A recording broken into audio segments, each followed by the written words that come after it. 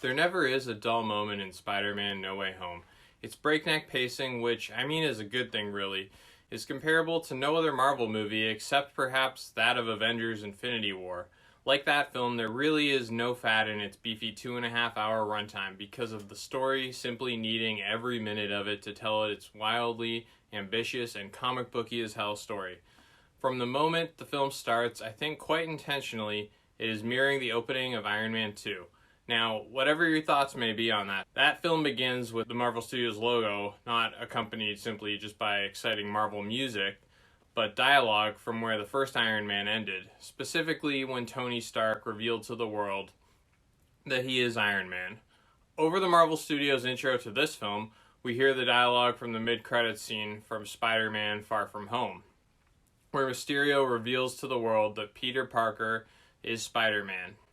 Unlike Iron Man 2, though, in No Way Home, once the Marvel Studios intro has finished, we pick up exactly where the previous film left off. That's right, folks.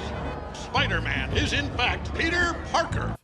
After being told by Zendaya's MJ in the aforementioned mid-credits scene in Far From Home that she never wanted Peter to take her swinging through the city again, Peter has no choice but to do just that, to get her out of potential danger, as people in the streets immediately begin to harass her. Despite starting on such a serious note, the tone quickly swings back into the more upbeat and fun nature of the previous Holland Spidey films. Well, for the first act at least. After getting MJ back to his apartment, we catch up with Marissa Tomei's Aunt May and Jon Favreau's Happy Hogan, who have just broken up before getting the news that Peter's identity has been revealed to the world. Not long after, the FBI shows up, leading to Peter being forced to lawyer up, and with that, the first of many moments that would make audiences cheer. As rumored, Charlie Cox reprises his role as Matt Murdock, aka Daredevil, although we never see his alter ego in this film. It was a perfect way to introduce the character into the true MCU, in my opinion. To have him show up ever so briefly as Peter's lawyer, his really good lawyer, I might say. Unfortunately, it will take more than the best lawyer in the world, Peter decides, to fix his problems. Enter Doctor Strange, who is not Mephisto or anything other than what he appears to be, as many suspected from the seemingly reckless behavior he showed in the trailers. I think ultimately we are supposed to chalk up his irresponsible actions, and oh my god, they are indeed irresponsible. Remember, with great power comes great responsibility. To him having been demoted from being the Sorcerer Supreme on a technicality regarding him having been, blipped out of existence for 5 years. I will say, as much as I love this film, even with this explanation, casting the spell that he does for Peter seems still too uncharacteristically reckless for Doctor Strange, in my opinion. Especially considering how easy it was to botch it, as we find out. I've got to wonder why he even allowed Peter to be present while casting it. So unfortunately, I would say the setup for the story is really not any less shaky than the trailers made it out to be. That being said, what ensues from this point on is one of the best times you will ever have in a comic book movie. As I was expecting, the highway scene from the trailers, where two of the most iconic villains in Spider-Man movies, Alfred Molina's Doc Ock, Hello, Peter. and Willem Dafoe's Green Goblin, first appear. That scene is almost immediately after Peter botches Strange's spell. Any concerns that I'd had about these returning villains simply looking the same but not being the exact same versions from the Raimi movies are quickly put to bed, as the first words spoken by Doc Ock are directly referencing his master plan to harness the power of the sun from all those years ago in Spider-Man 2, as if it were just yesterday. What have you done with my machine? I suppose it makes sense in that the spell, which ended up bringing everyone from every universe who knew Peter Parker was, in fact, Spider-Man to this universe, brought all those who were still living from the present day in those universes, but brought those who were dead, I guess, from the last moment that they were alive. This would explain why characters who survived those previous movies, including some of the villains, as well as, of course, the Spider-Men themselves, seem to have gone through roughly the same amount of time in their universes that we have in the real world since their previous movies released. After Doctor Strange has Peter round up these multiversal rogues, who we find out were the few that slipped through before Strange could contain the the spell in some sort of magic box, things get fun in the nerdiest possible ways. Watching Jamie Foxx's inexplicably now cooler version of Electro interact with Riz Irfan's Lizard and realize that they're from the same universe, the Garfield universe, as well as Doc Ock interacting with and finding the same to be true of him and Thomas Hayden Church's Sandman, both being from the Raimiverse. Like, it's crazy. It's something I never thought I would see in the Marvel Cinematic Universe. Since Tom Holland's Peter doesn't know firsthand how monstrous these characters have been, though, in their universes, he feels that it is his duty to help them fix themselves before returning them to their universes so that they may have a chance at not succumbing to their deaths. Even Willem Dafoe's Norman Osborn seems to be fitting into this surprisingly playful vibe that the villains in captivity are giving off when he first arrives. What was your name again? Dr. Otto Octavius. Seriously, what's your actual name? All this changes, though, not long after Peter brings them to Happy Hogan's apartment, where he and Aunt May have been staying now to avoid the public, where he plans to work with the supposed supervillains to create cures to their respective superpowers or arguably curses. It is fitting that Spider-Man's arch-nemesis, the Green Goblin, resurfaces in Norman Osborn to stir things up in, for me, what was surprisingly and refreshingly a dark fashion, at least for these John Watts-directed Spider-Man movies. This is the point where this movie truly abandons the lighter and almost Disney Channel feeling vibe of Homecoming and Far From Home, as the villains are transfixed by the Goblin's creepier than ever voice telling them that they don't need to be fixed. The only villain who doesn't go along with the rest is Otto Octavius, who Peter does manage to cure before shit hits the fan, by replacing the chip on the back of his neck, which we know from the previous movie from Spider-Man 2 allowed him to stay in control of his robotic tentacles that had been fried in that movie. Unfortunately, he isn't around to help Peter for very long, since Electro blasts him out of a window. I'm not sure why it is that Otto flees the scene, though, immediately afterwards, other than he was terrified, since, to be fair, Otto himself, when not being brainwashed by the AI tentacles, was simply a scientist and had never been in the midst of a bombastic superhero battle like this before. So I suppose it makes sense that it took until the end of the movie for him to overcome his fear and finally help Spider-Man. The musical score that accompanies Green Goblin in particular in this sequence as he ruthlessly brutalizes Peter is quite ominous and scary.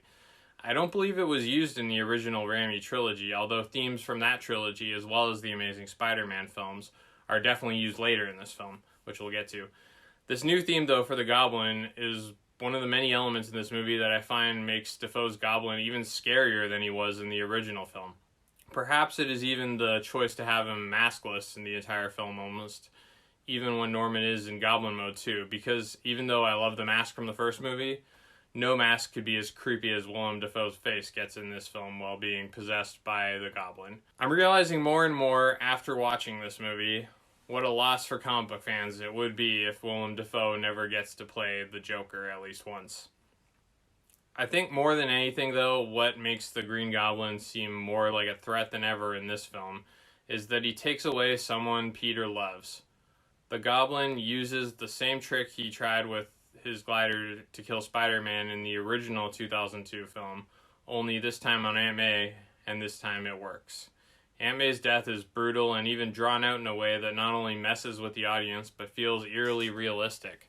After both her and Peter seemingly survive the Goblin's bomb, Aunt May is even standing up talking to Peter, but more and more it becomes apparent to her that her body is failing her, and Peter realizes she is mortally wounded. Both Tom Holland and Marissa Tomei deserve to be commended for how great they are in this scene. Her parting words to Peter are none other than, With great power comes great responsibility. in this moment, but even more so later in the film, it starts to become apparent that this whole trilogy has been building to this version of Spider-Man's origin story. We assumed Uncle Ben had given him some sort of talk, that he had learned some sort of lesson off screen from Uncle Ben before he died in some tragic way that had made Peter into a hero. Now it seems more likely that this version of Peter Parker lost his uncle under perhaps more mundane circumstances than the previous iterations that we have seen on screen have, and it is instead his Aunt May's death that turns him from Spider-Boy into Spider-Man. Suddenly, every issue that anyone may have had with the MCU's version of Spider-Man just feeling too much like a good-hearted but ultimately immature teenager, or Iron Man Jr. even, all those criticisms fade away because until what transpires in this movie, he wasn't truly Spider-Man yet. And I think more than anything about this film, this is what makes it so great and satisfying. What comes next is really just icing on the cake. But oh my god, it is the best damn icing ever. After the catastrophe that has transpired, Zendaya's MJ and Jacob Batalon's Ned wait to hear from Peter at Ned's grandmother's place. Earlier in the movie, Peter came to blows with Doctor Strange over helping the villains cure themselves and ended up temporarily trapping Strange in the mirror dimension, as well as stealing his magic ring, which he gave to Ned, who has been teasing that he always wanted to be and might be a wizard, according to his grandmother. Well, as it turns out, his grandmother was right, as it was none other than Peter's comic relief best friend Ned Leeds that manages to use Strange's ring to accidentally summon both Andrew Garfield's Spider-Man and then Tobey Maguire's Spider-Man through portals into his grandmother's living room. To say that the audiences in my theater freaked out when these reveals happened would be an understatement. Honestly, I never really have heard an audience in a theater so enthused by anything in a movie in my life that I can really recall. Meaning to call their own Peter, Ned called to both Peters who managed to slip through from the other universes before Strange could contain his spell. It is really quite amazing how both Garfield and Maguire slip so seamlessly back into the role. Seeing the two of them interact before encountering Tom Holland's Peter Parker even is really fascinating. It's extremely touching how both veteran Spider-Man come to our current one's aid and keep him from making mistakes they had made in their universes. It's lucky that they did too, as for the first time ever, Tom Holland's Peter is feeling vengeful, actually wanting to kill. Once our three Spider-Men decide to work together to make cures for their villains, it is nothing short of euphoric for anyone who has loved these movies building up to this one. As someone who found the bulk of humor in the Phase 4 so far of the MCU to be verging on going overboard and mostly forced, it was an absolute breath of fresh air to experience not only the most genuinely funny moments in Phase 4 here, but in the entirety of the MCU arguably, as Andrew, Tom, and Tobey's versions of Peter Parker interact and learn about how they are the same but how they're different. I feel like the biggest difference we were all hoping to be addressed is handled to be just about as hilarious as you could want. Of course, I'm talking about Tom and Andrew's Peter's reactions to Tobey's Peter's ability to shoot web fluid directly out of his body organically. Not only are there plenty of laughs during their scenes together, but every subtle, dramatic note that fans could want hits as well. Tobey's Peter gives Andrew's Peter hope that he may still find love in his life after the death of Gwen Stacy. Tobey and Andrew give Ned a heads up that their best friends both turned into supervillains, which ultimately is played for laughs, but I also can't help but wonder if this could be foreshadowing something in Ned's future, despite him promising he won't ever turn into a supervillain and try to kill Peter in his universe.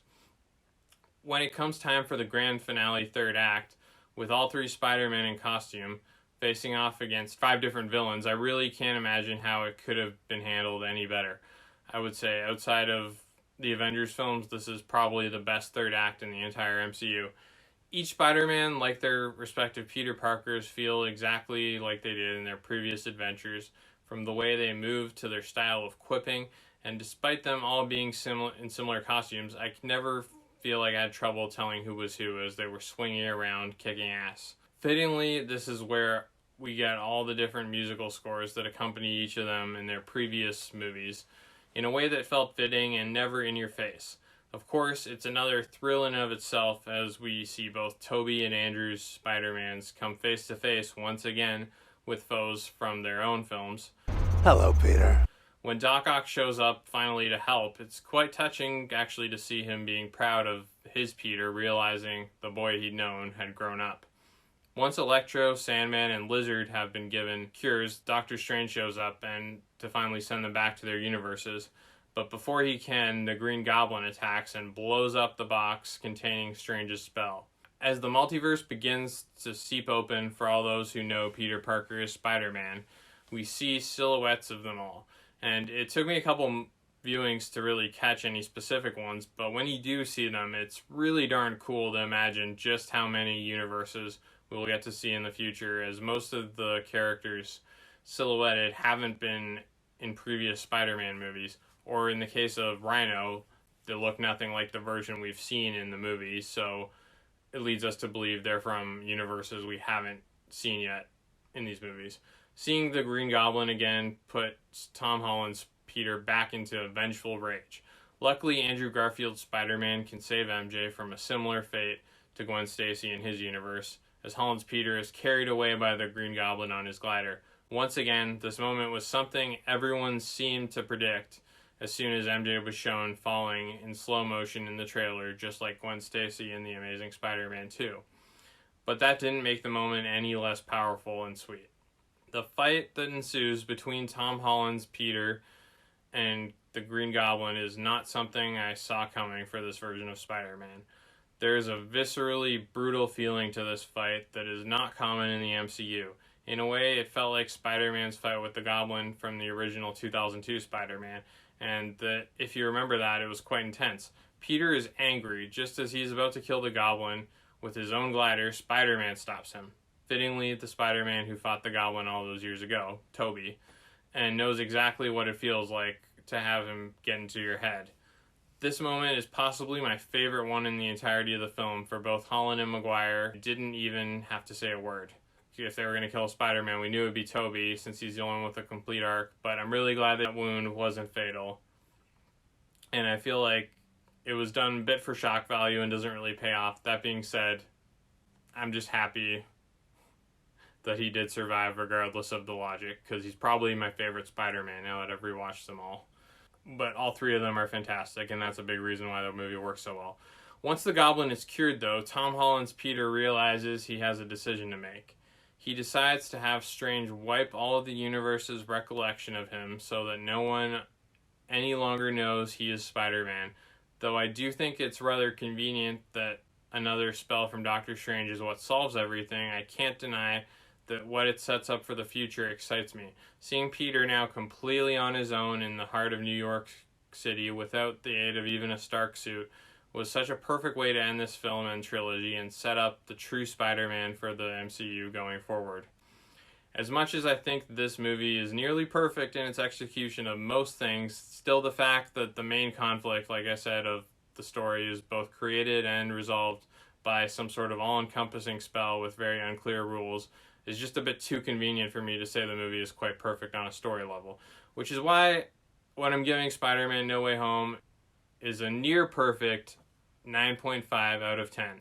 Thanks so much for watching. Please like, share, and subscribe. Take care. Bye.